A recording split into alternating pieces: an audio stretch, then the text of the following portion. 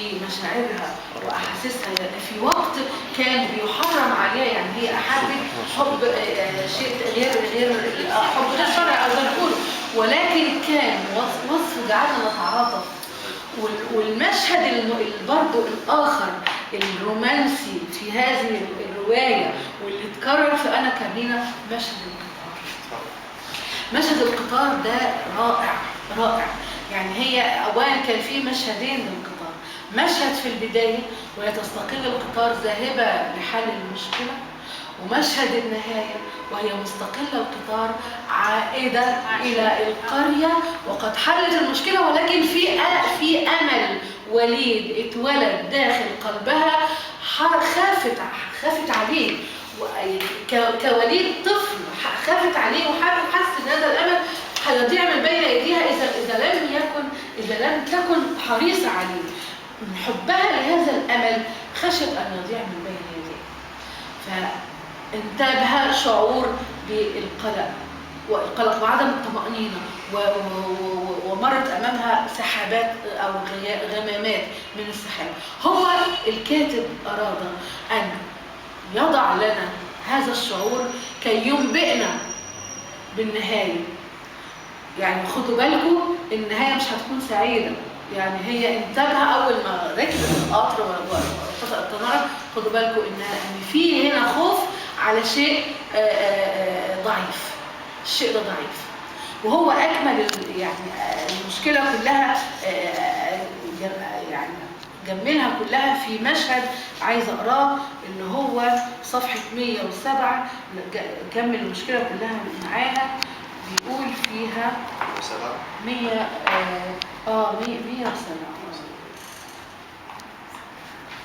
ايوه.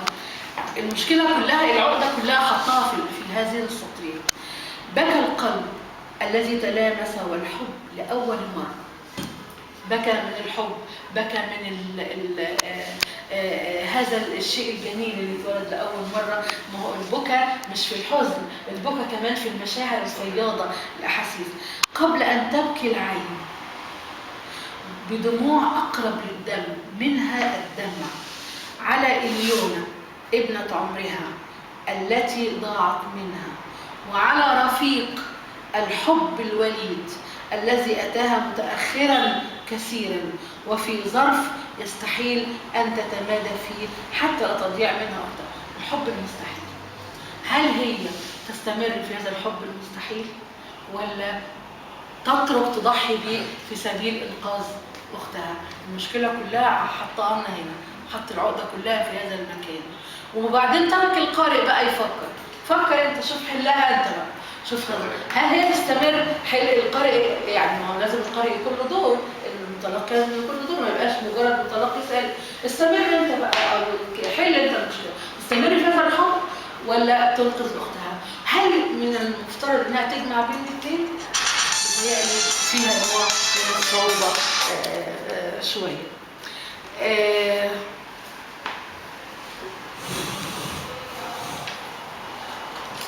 النهاية كافكاوية صحيح، النهاية حقيقة يعني حد كبير، ولكن يعني كل واحد له وجهة نظر بقى في النهاية، له رؤيته، كل قارئ له رؤيته في النهاية.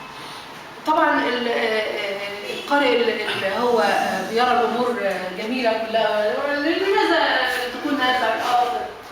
طب نهاية أنا كارمينا إنها ما قدرتش تكمل رغم انها تخلصت من الزيجه الاولانيه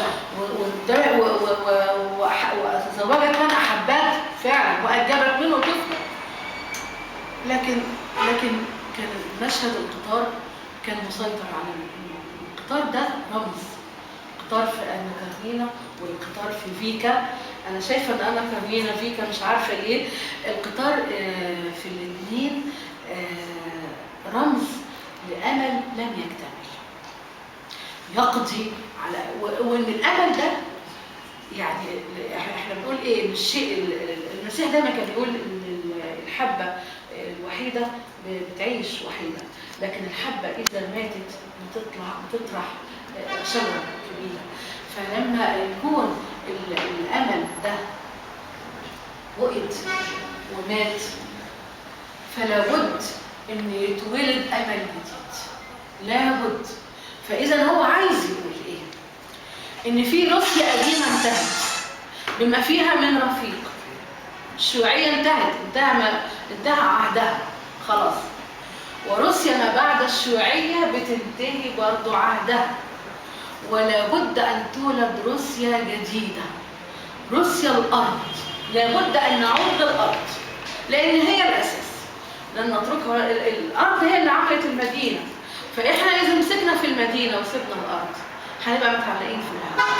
فلا بد ان روسيا تتولد من جديد عن طريق الارض والبذره. فالنهايه فعلا كانت مفزعه، ولكن الكاتب عايز يقول ان هذا الحب حب اسطوري لابد ان يخلد، واذا تم الالتقاء بينهم او عاشت فمش هنحس بروعه هذا الحب، لان الحب لابد انه يخلد بالروحانيه، بالموت. الموت هو اللي بيخلد، لان الموت، من الموت بيجي الحياه، الموت ليس النهايه، ده الموت بدايه حياه، الموت بدايه حياه. في خصوصيه تميز بها مجدي حليم اللي هو الوصف الرومانسي، عنده قدره على الوصف الرومانسي ده الجمال. في صفحه 173 يقول، شوفوا اسمعوا الوصف الجميل للحب. التقت الأعين فتعانقت النظرات، ثم تبادلت العيون كلمات كثيرة، فللعيون حديث ومفردات يعجز اللسان على الاتيان بكلماتها، صامتة تخرج من العين لتستقر مباشرة في القلب. لحظتها لم تتمالك الشفاه نفسها من حرارة كلمات العيون، فحسمت الحديث عندما ذابت في قبلة الدافئة تفيض حبا وشوقا من كلامها. وصف رومانسي رائع، والحب هنا يعني أنا شايفاه بلغ مداه في هذا الوصف. في كمان حكمة عن الحب بيقولها، والحكمة دي جميلة جدا لما بيقول الحب موجود ولكنه لا يحب من يبحث عنه. لا يحب من يبحث عنه، الحب ما بيحبش، لا يحب من يبحث عنه، هو من يبحث عن القلوب الخالية بنفسه ليملأها حبا وسعادة. اتركي له الفرصة واستجدينه دون أن تشعري، يملأ قلبك ويفيض على قلب رجل فيصبح حبيبك وشريك عمرك. يعني إذا كلما تبحث، ده الإنسان بيبحث عن السعادة ما بيلاقيهاش، لكن السعادة بتجيله لحد عنه، يبحث عن الحب ما بيجيلوش. أجمل مشهد بقى، واتفقت مع دكتور شريف، مشهد الموت. ده كان مشهد عبقري، وكأنه يعني أخذ الكاميرا، وهو بيبدأ أول مشهد بياخد حوالي 6 صفحات أو 7 صفحات، بيبدأ من صفحة 200 مشهد الموت، مش هنقراه طبعا، هو بيبدأ صفحة 200. كان الجسد المزجع على الأسفلت البارد قد تحطم من الداخل وتشوه من الخارج ويرقد في غيبوبة تامة إلى آخره. وبيبدأ هنا الجسد يتشبث بالروح، والروح تحاول أن تتخلص من الجسد، فبيبقى فيه صراع، في حوار. بترى أطياف من ماتوا تراهم أمامها وهي تموت، وهذه الأطياف تراها للمرة الثانية، فقد رأتها في الليلة السابقة لذهابها للمطار حينما كانت تبيت عند أختها، ورأت هذه الأطياف رأي العين. هو تقريبا الكاتب جابها في لحظة اللي هي دخل بنا في المنطقة الرمادية ما بين الصحو والنوم، اللي هي التهويمات، لحظة التهويم. منطقة رمادية بين، يعني هي لا هي نايمة ولا هي صحية، ولكن في حالة تهويم، فرأت هذه المشاهد والأطياف. وده برضو نوع تاني من ينبئنا مرة تانية، خدوا بالكم ده في حاجة هنا لابد انها هتحدث، خدوا بالكم في شيء هيحدث. الشيء الاولاني خوفها والانقباض اللي شعرت بيه فور ركوبها القطار. الشيء الثاني الاطياف اللي شافتها عند اختها. وهنا بتتكرر هنا بتتحقق بقى ما رأته، ويبدا صراع عنيف. طبعا كل يعني الروايه المشاهد جميله جدا ما بين صفحه 200 لحد 206. الصراع العنيف الرائع ما بين الروح او الجسد والارواح تهيم حولها وتغريها بالخروج من الجسد، والجسد يحاول ان يشدها. هي متشبثه بالحياه لانها تريد ان تقابل حبيبها، هي ذهبت الى حبيبها متشبثه بالحياه، وشعرت ان هي لو تركت الحياه مش هتشوف. لكن في ارواح خادعه خدعتها، قالت لها حبيبك هذا هو اللي هو مع الارواح، اتركي هذا الجسد المزجى الهالك واصعدي الى حبيبك. فاكتشفت ان هو خدع. لا، ده مش هو، ليس هو حبيبها، ما زال في الارض، ما زال متشبث، ولكن يعني هيهات حاولت تتشبث بالحياه، مفيش فايده، وانتهى امرها وتوفت. كانت تلك هي اللحظه الفارقه. هو عمل عده فصول: اللحظه الفارقه الاولى، اللحظه الفارقه الثانيه، اللحظه الفارقه الثالثه اللي هي حاجات غيرت حياتها، وكانت اللحظه الفارقه الرابعه الموت. يعني انتهى بهذا. الرواية صراحة حقيقي يعني الرواية رائعة والمشاهد جميلة، والكاتب وظف اللغة توظيف رائع في الوصف، وعنده قدرة رائعة على الوصف. يعني بيستخدم لغة بصرية في منتهى الجمال ولغة رائعة. ولكن في بعض يعني يؤسفني ان اقول، مش هقول هو يعني انا احب انوه يعني في بعض الهنات البسيطة أشير إليها. هي مش تنتقص طبعا، لا تنتقص من الرواية بأي شيء، ولكن أحب أن أصلح الرواية عشان تبقى مكتملة. لما بيقول مثلا في صفحة 5 بين هؤلاء ولا تسير الدنيا بحلوها ومرها، تقبل على البعض وبسخاء وتدبر من البعض وبغباء. لا، هنا الجمل المتقابلة. السخاء ليس الغباء، ليس عكس السخاء. السخاء عكسه الشح، والغباء عكسه الذكاء. فإذا لابد أن تكون العبارة كاملة، في المفارقة تكون كاملة. حضرتك لا أنا تعمدتها علشان السابع تصرف غبي. السابع أنا تعمدت إيه يعني؟ مش المقابل، لا أنا تعمدت يعني مش عارف عشان السابع ملوش مبرر غبي. مفارقة سياقية بقى. أيوه في مفارقة سياقية. صح.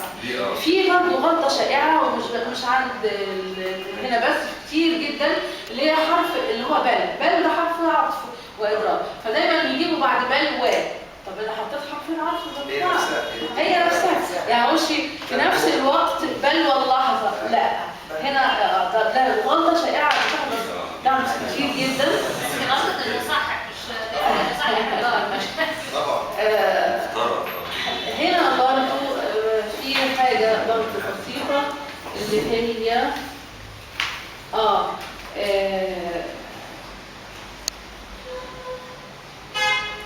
برضه هنا برضه في السياق هنا شوية في اضطراب. بيقول طبعا هو متعلق في يعني اللي يقرا الرواية هيكتشف لأول مرة التركيبة الديموغرافية للشعب المصري. تركيبة رائعة. أنا عرفت التركيبة دي من خلال متابعتي لأخبار أوكرانيا وضم جزيرة القرم وروسيا، وعشان عرفت التركيبة دي من الأول.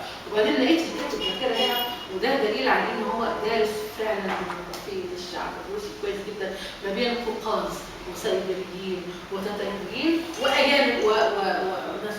فإذا التركيبة دي فعلا هي تركيبة الشعب الروسي، وده هنا الأدب اللي بيبان ثقافة الكاتب فيه.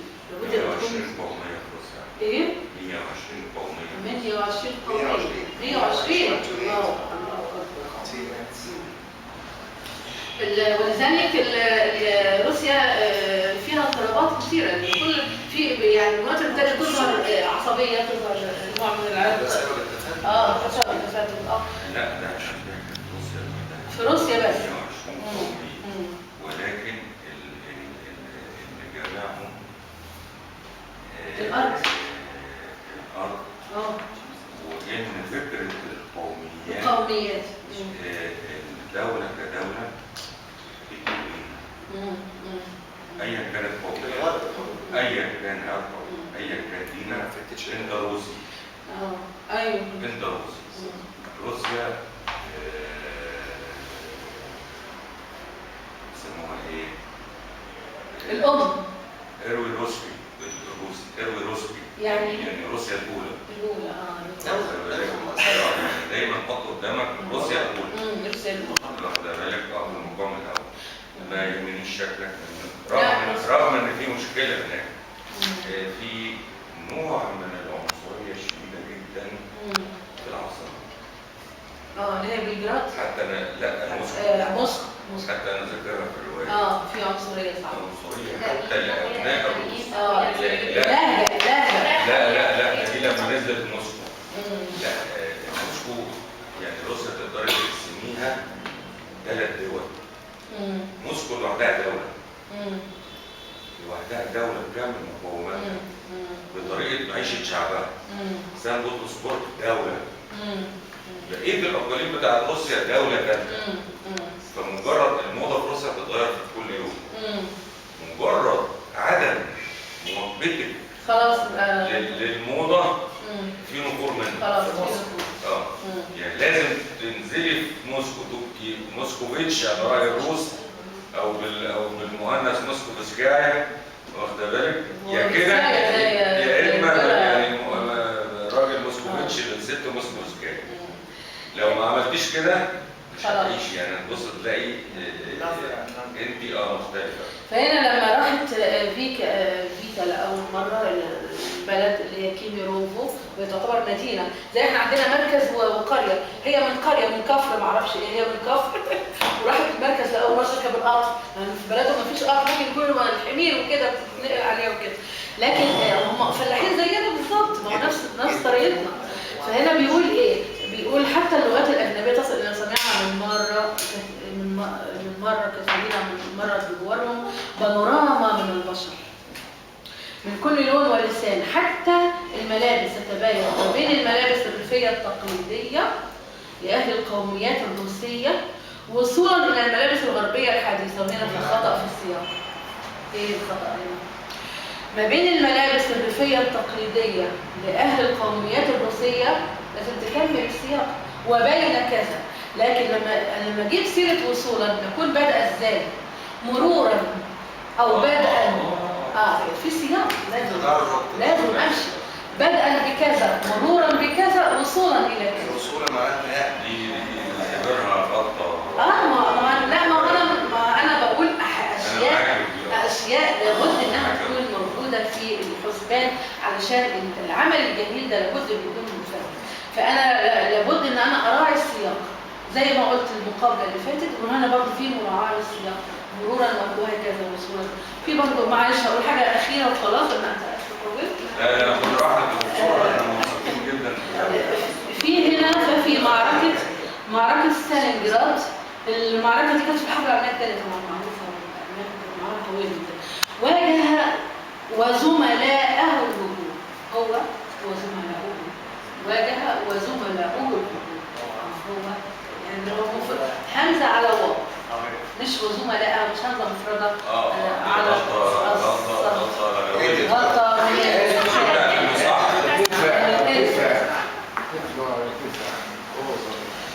في برضه هنا عدم ذكر الشيء في السياق بيخلي الكاتب القارئ يكتب.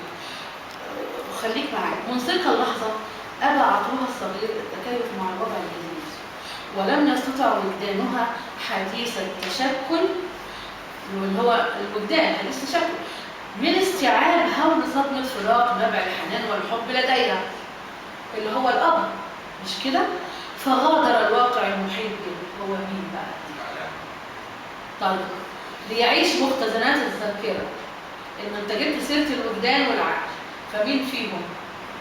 خدت بالك؟ فلا بد إنك تكرر كلمة العقل. لا ما ينفعش. هنا في خطأ. لا في توقيت. هنا بنية لغوية. لابد ان اقول فغادر العقل. ان انت قلت العقل والوجدان، فهو مين اللي غادر؟ في حالة استرجاع تبدأ نقول وهكذا. لا دي ممتازه.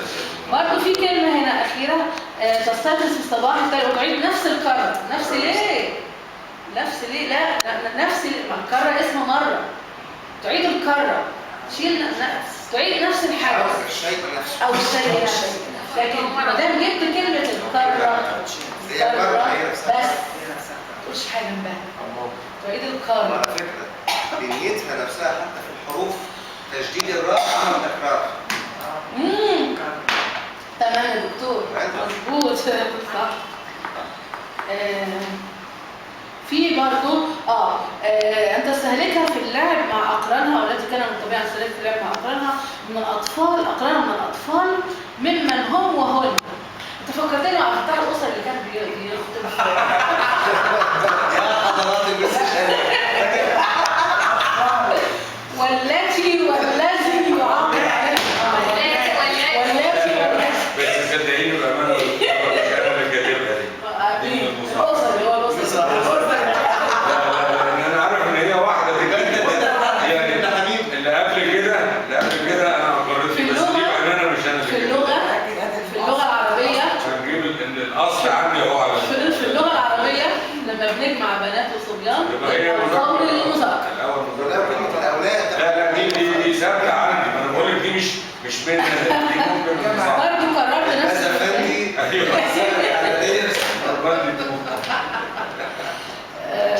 برضه نفس الحكايه اتكررت برضه في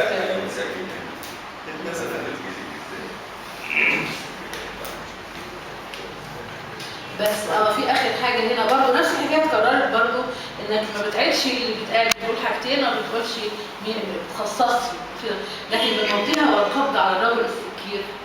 انتهت مرحله من حياتها وبدات مرحله جديده اللي هي فيكا، مش كده؟ بموتها والقبض على الرجل السكير. بموتها المفروض انك اهو كده الام. لا احنا بنحكي عن الام مش دي ثابته عن الام. ما هو احنا بنقول ايه؟ وربما شوفوا اولها ايه؟ وربما تمسكت الفتاه الصغيره امام الطفله حتى لا تنهار لمقتل امها. ربما تمسكت الفتاه الصغيره امام الطفله حتى لا تنهار لمقتل امها. لكن بموتها، موت الفتاه ولا موت الطفل وبرحيل الام والقبض على رجل السكير. انتهت مرحله من حياتها تاني. مصر انك تتكلم عن نكره برضه. انتهت مرحله من حياتها. من حياه مين؟ انتهت مرحله من حياه مين؟ ولا مرحله جديده. فقد كانت بالرغم من قسوتها على الهبه. قسوه مين بقى؟ انت قبل كده اتكلمت عن فيكا وبعدين دخلت اتكلمت عن الام بدون ان تذكر لا هذه ولا ذاك. جلد بس كلمه واحده. لا ذكرت فيكا ولا ذكرت. الضمير يلبس طبعا. ضمير. المرحله بقى انتهت من حياه الام. طب وقسوتها عليهم قسوه مين؟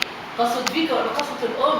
انت لازم توضح تحدد كالسياج الذي يحيط الايديتنج او الاكتور بقى ده ما لعبش دور. بس هي دي. اشكرك جدا. روايه رائعه وجميله.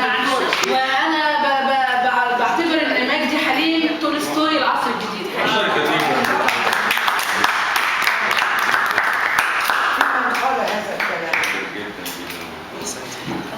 شكرا.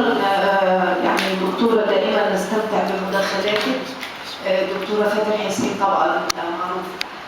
دلوقتي هنستمع للدكتورة نوح. انا اعتقد ان انت كده بقيتي مدي يا صاحبي. استمع على حضرتك. طبعا لان استاذتنا الدكتوره فاتن قالت حاجات كتيره جدا فانا خد المايك حاجات بيشتغل عشان ما بيشتغلش. بص الزرار ده هنا. لا الزرار اللي في العمود ده. ايوه فوق لا سكينه وفي نقطه الدكتوره فاتن انا استاذتنا عارفين الدكتوره فاتن انا هحاول ان انا اختصر يعني احذف كل الحاجات اللي وهم الحمد لله موجودين وانا استفدت من باقي فتاويهم طبعا لان هي ملاحظات مهمه.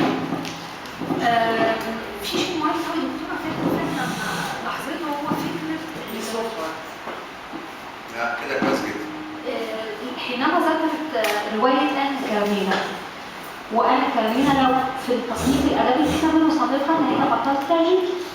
وفي الادب الحديث يمكن من القرن 19 فكره البطل التراجيدي اتغيرت جدا في الادب الانجليزي والادب الروسي وحتى عندنا في الادب العربي، لانه كان دايما التراجيك هيرو كان لازم يبقى جاي من نوبل اوريجنز، لازم يكون جاي نبيل من سلاله الهه ملك وعنده عيب في شخصيته هو اللي بيؤدي للسقوط الذريع بتاعه.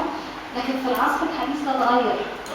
فانا كرمينة نفسها ما كانتش ما هياش بهذا النوبل، بل بالعكس كانوا كمان يفترضوا في الطيبه. في حين رغم ان ارسطو في كتابه كتب انه من صفاته ان هو يكون شخصيه مهمه جدا ومؤثره عشان سقوطه بيعمل الكساسس الرغبه والتعاطف والرغبه للتفكر التطوير كفاسس. اخيل مثلا انا باجي ارجع للموضوع ده، لا يمكن اخيل لا يكون كان طيب خالص ما فيهوش هزيم، لكنه كان تراجيك هيرو حقيقي. في الادب الحديث بقى احيانا العيب او الظروف الشخصيه اللي بيوقع الانسان وبيؤدي لسقوطه ممكن يكون الظروف الاجتماعيه المجحفه اللي بنمر بيها، ممكن تكون الحاله الاقتصاديه، ممكن يكون العدم، ممكن يكون الملل. وده حصل في الادب الامريكي، هم اكثر ناس طوروا الادب في التراجيديات الحديثه سواء كانت على المسرح، وطبعا لا يخفى على احد اللي دلوقتي بقى فيه اللي هو بنسميه التجانس مع الروايه، انه السبب الروائي اللي بدات تحصل معاه تجانس مع انواع اخرى منها الدراما، منها التراجيديا، منها الميلودراما اللي هي موجوده معانا. ومعرفش ليه النقاد بينظروا بشيء من التعالي نحو عناصر الميلودراما، رغم ان احيانا كثيره في الحياه العاديه الميلودراما هي الحل. ممكن تبقى واحد ماشي بلكونه تقع على راسه فتنتهي قصه ده بيحصل في الواقع. هنا انا شايفه ان فيكا هي بطل تراجيدي، ورفيق كان ممكن يكون كده بس لا زال غامض. انا ما زلت حتى الان مش عارفه رفيق ان هو سر هذا الانجذاب اللي خلاه يخاطر المخاطره ويسافر لوحده ويتنكر في صوره هذا الشخص القطري، رغم انه قادر يجيب ساعات قليله. اللهم لا اذا في شيء في شخصيته بيحن الى فكره الوطن اللي هو الريف، اللي هو البراءه، اللي هو الشيء الذكر، هو ده اللي شد الفكره. بس انا ده يمكن هنا الشخصيه الوحيده اللي حسيت ان هي لم تتطور شكل ليها في قدامي انها تقنعني انها تخوض واحد رجل اعمال، ويعني واحد شخصيه رجل الاعمال دايما بتثمن كل شيء حتى الوقت حتى الوقت حتى المخاطره. فلا زلت مش عارفه ايه اللي فيه الجذب دي، وكأن جوايا انا حاجه يعني بتقهرني اكتر من مودي في الاخر. طبعا انا عايزه اعرف اكتر عن السبب. ما السبب؟ هي عندي فيكا هي شخصيه انا شايفه ان هي بطلة الظروف المأساويه اللي مرت بيها، ان هي سبحان الله قريبه من مصر. انهيار دوله بتمر بظرف دوله اخرى، المرحله دي مرحله اللا دوله، كانوا علماء الذره الروس بينزلوا يشتغلوا في ايران وكذا. فهي فعلا هي نتاج، هي فقدت اختها بنتاج هذا. انا شايفاها ان هي شخصيه تراجيديه، وشايفه ان الروايه تعتبر كلاسيكيه تراجيديه وفيها عناصر من الميلودراما، وده شيء شويه احنا كنقاد بنبقى مش اي نص بنحاول نتكلم فيه عن التجانس الروايه او الثابت بتبقى بانماط اخرى. في حاجه ثانيه يمكن انا لاحظتها برضه، المنحى الرمزي بيبان كتير قوي، وكمان في شيء غريب يربط القارئ المصري او العربي بشخصيه فيكا، ومش عارفه ليه تداعى في مخي في السرد في الروايه دي للروايه الثانيه غير أنا كرمينة. هي أنا كرمينة حينها يعني مرت بذاكرتي بعد فيكا كان هي فعلا فكره القطر، بس بفكره البيت، ودي انا هوضحها ان شاء الله في نقطه مختصره. زينب، روايه زينب على فكره لو بصينا لها هي روايه كلاسيكيه، زينب محمد حسيني فتح محمد حسيني. هذه المرأة اللي هي بننحني إجلالا واحتراما لشرفها لدرجة إن هي حتى حينما يعني هي أحبت الشاب وتزوجت من شخص حاجة زي أنا كمينة كده وزي سيدة القصر فاتن أنا لا يطاق، ومع ذلك لا تموت بهذا الحب يفضل جواها لما بتموت بتطلب المنديل بتاع الشاب اللي حبيته اللي وقع منه يتكلم معرفش ليه هذه التركيبة في هذا الشرف بالمنظومة بتاعتنا حرص كاتب مجدي حليم طول الوقت وكأنه الأب أو كأنه هو من يحب بك وكأنه هو رفيق الذي سافر ليحرسك ويحميك هو حاطط نفسه رقيب على آراء التنزيل. والله العظيم وأنا كنت أتمنى بكون معرفتي الشخصية لو الكاتب أكثر من ذلك كنت طبقت منهج نفسي في التحليل الرقمي. في فعلا في شيء انا مجرد ان انا ما بحبش هذا المصدر خالص. هذا النقد لا للمبرر ولا النفسي، لكن انا حاسه ان انا كان نفسي تكون هناك معرفه شخصيه اكثر لعلي افك شيء من شفره هذا الرفيق اللي قام بخطره كبيره قوي.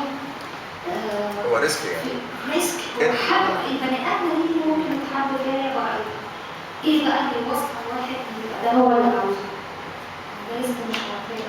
وبعتقد دي احد الحاجات لو انا الروايه حاولت طبعا صفاتي في جماليتها احد الحاجات اللي انا بعتبرها اهم او يعني شيء بسيط يؤخذ بها الشخصيه دي ما اتطورتش معايا لا في الحوار ولا في ده رغم انها رائعه ورغم انها شداني جدا. يعني اي قارئ يتجنن الشخص اللي عمل كده ولقى هذه النوعيه.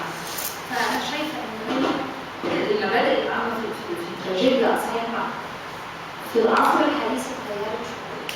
انا شايفه ان هي برضه تراجيدي ضحيه العيب اللي فيها او الفلو اللي هو بيؤدي لكارثه الظروف المجتمعيه اللي حواليها، ظروف مشكله كطفله زوج ام سكين مجتمع بينهار الاب الحنون بيروح ليها اخت بتحبها في الاخر هذه البنت برضه انا ما اعرفش هي ايه العلاقه بيها كده. هل كانت صاحبه طموح شرس فهي راحت لدرجه بيها؟ وهو احيانا الهواء حتى في اللغه العربيه كل واحد هل هي كانت من صاحبات الطموح الشرس؟ ده بحسه اللحظات اللي ظهرت فيها او ده بحس ان هي سبحان الله يعني في اخت مضحيه قوي بتنكر ذاتها. بحس ان ده نموذج مصري ما اعرفش ليه يمكن في حاله نالج كده بين تناظر بين الشخصيتين زي زينب واحنا. وعلى فكره ده من الحاجات اللي عجباني في الكتاب. الكاتب مجدي حليم ما عملهاش بالمنظور الاخلاقي الفك بقى لازم البنت تبقى متربيه وزي زينب لما يشوفوها يقولوا لها ايه جرالك يعني فكروها بايام الصبا والشباب والشقاوه فتقول ردت يقول لها انت مش فاكره عامله ازاي كيف الورده اللي فتحت فتقول لهم فاكره بس انا اتجوزت. هو ما عملهاش اكيد بهذا الاسلوب الفك اللي كله وعظ او لا، لكن هذا النموذج انا اشعر في قرارة نفسي لما عظمت انا كمدينه ومدام بوفالي وغيرها وفيلم سيدة القصر اللي الناس بتحبه. انا شايفه انه ما اعرفش هذا النموذج في حاجه جوايا كده اميل لنموذج تلك المراه المضحيه تلك المراه التي تولد قيم ساميه جدا على مشاعرها على طموحها وتسوي دي بنت يعني وفي مشاهد كتير قوي هي بتتخيل حاجات حتى اثناء التخيل تكون تركيبه نوعيه. يعني انا نفسي البنت تستثمر في التخيل فلتطلب كلام متنفسا. وانا حاسه انه هذا اللغز السوسيو يعني السايكولوجيكال ده هو اللي ممكن كان يفك لي شفره الرفيق لو كان انا اتيح لي التعرف رغم ان انا ما بتابعش هذا المعنى بس كنت هتابعه لفك شفره هذا الشخص اللي قاد هذه المخاطره. وانا مش عارفه برضه قوي ايه اللي خلاه ينجذب لهذه للبراءه الصوره دي. اصل البراءه متواجده في حتت كتير. هل انجذب للبراءه التي لم تلوث رغم التجربه؟ لانه اي بنت في الريف بتبقى بريئه هي ما شافتش حاجه لم تعرض للمثير يخرج من جواها نوازع الشر ونوازع الخير فتختار. دي مرت بتجربه كانت ممكن تسافر وتشتغل او الا انها اختارت. هل هو اختار؟ هل هو في من جواها هذا حنين ليها؟ هي دي احد الحاجات المهمه قوي في الروايه. الاهم تاني ان انا مش عارفه في حاجه كده يمكن بحكم ان انا درست سيناريو في فتره فكنت مره بكتب في اول مره لقيت عن سينمائيه روايه. فكانت روايه دي كان من احد هذه الروايات. اللغه السرديه السينمائيه ليها بعض الخصائص بتختلف شويه عن اللغه السرديه الروائيه او في النثر او whatever في السرد العماني. انا شايفه كاتب مجدي حبيب فيما يختص باهم المشاهد في الروايه خلق الاسلوب سردي سينمائي وكان هناك مخرج يدير الاحداث وليس كاتب. لان سبتهم مشهد يعني لدرجه اكتشفت ان هو في حاجه لو يعني حاولت الصوره الايقاع الروائي بتاع الروايه. يعني في روايه مثلا زي هلاقي الاسوان ايقاع هو قطع المونتاج. اللغه بسيطه، المشاهد بسيطه، الشخصيات الطبيعه كلها فلات، لكن هو اللي بيشدك القطع حسب الكت المونتاج. هو يمكن الايقاع الروائي اللي شدنا للروايه دي ان هي روايه دعونا نقول هي روايه بسيطه وكلاسيكيه ومشيت بالحدث وبعدين ذروه وبعدين النهايه. يعني ما هياش روايه اللي فيها تركيز الشديد. ايه اللي خلانا نشد ونقراها؟ حتى احنا كمقرأ ايه؟ حسيت ان هو هناك ثمة ايقاع من كاتب مجدي حبيب لما هنترجمه بالعربي اسميه التبقير الوصفي، ان هو بياخدها از فوكس. الفوكس في مشاهد كامله خدت الايقاع الروائي عندي بس مش بالطرق الادبيه اللي متعرف عليها، لا خدها بعنصر التكرار التوالي ومشي بالتكرار التوالي. ما حسيناش بملل رغم ان الاحداث يعني الاحداث مشيت عليه. يعني انا مش محتاجه ان البناء الروائي هنا في صعوبه وان القارئ لازم يملك نفسه قوي. انا شايفه ان القارئ بيتشد بالايقاع والمتعه. الدكتور كده استقرت وصفتها من حيث الوصف، من حيث الالفاظ، من حيث التركيب، حتى الاحالات كتير، الاحالات التاريخيه زي فايلر 48 في اليوناني كان تم تدوينه كمنتور هذا سيدي وهذا نبري. كل الاوصاف والاسماء الكتيره اللي جت انا حسيت فعلا زي ما حضرتك قلت في روايه تولستوي. انا